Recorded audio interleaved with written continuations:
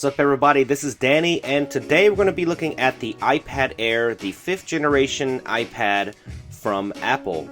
And I was not expecting this change in name, the iPad Air, but it's pretty interesting. So let's go ahead and take it out of the package and see what comes in it.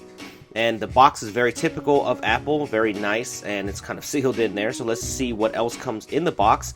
I have the space gray model right here, and it does come available in the silver as well, but I'm really digging this color here since this was introduced with the iPhone 5S.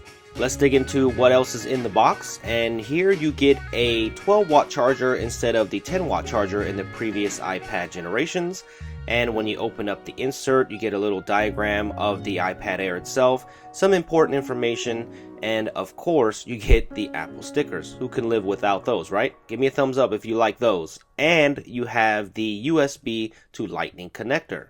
And that is it, folks. There is nothing else in the box, so we're going to go look right at the iPad Air right now.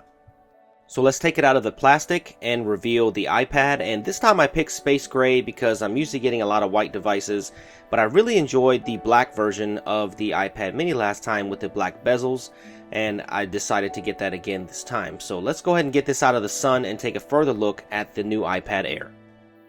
The new iPad Air is thinner, lighter, and faster, and you can really see that when you take it out of the box for the first time. And when you look at the design language, almost everything about it screams the iPad mini in a bigger form factor. On the bottom, you will find the stereo speakers and the Lightning port. On the left side, you'll find absolutely nothing, just rounded edges. And up top, you will find the power button, a dual microphone system this time, and also a 3.5mm headphone jack. And on the opposite side, you'll find the volume rockers and that mute toggle that you are used to in the previous iPad generations. On the back, you will find a 5-megapixel iSight camera that is carried over from the previous generations of the iPad, a nice big reflective Apple logo just to make sure you know this is an Apple product, and you will see some writing on the bottom that says iPad and some FCC information. So I really like the overall design of the iPad Air.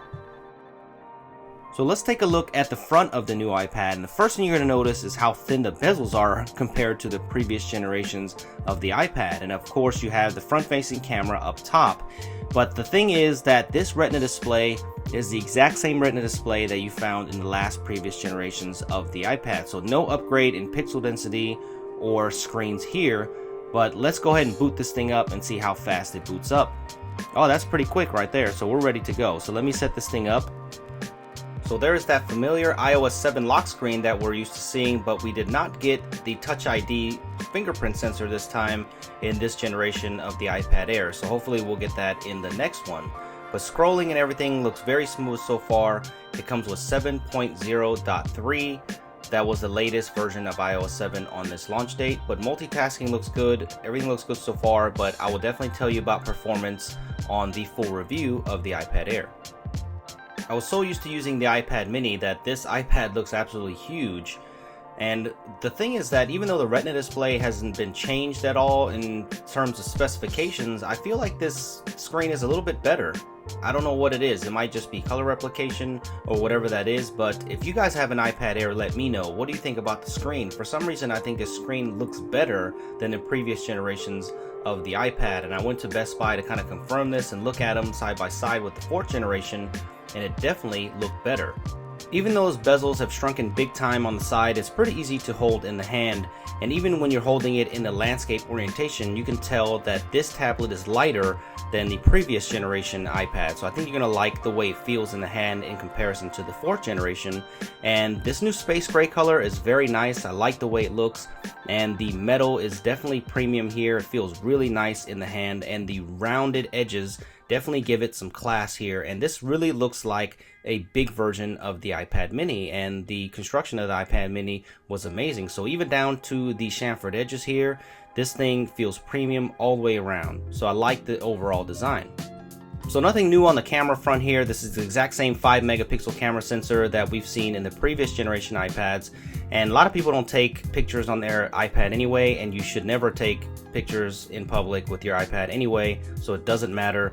But it looks like the shutter is really fast here, and I will definitely put up a separate video of the image quality and video quality, so stay tuned for that. But so far it looks like the camera is very responsive, just like all the iOS devices that were released prior to this.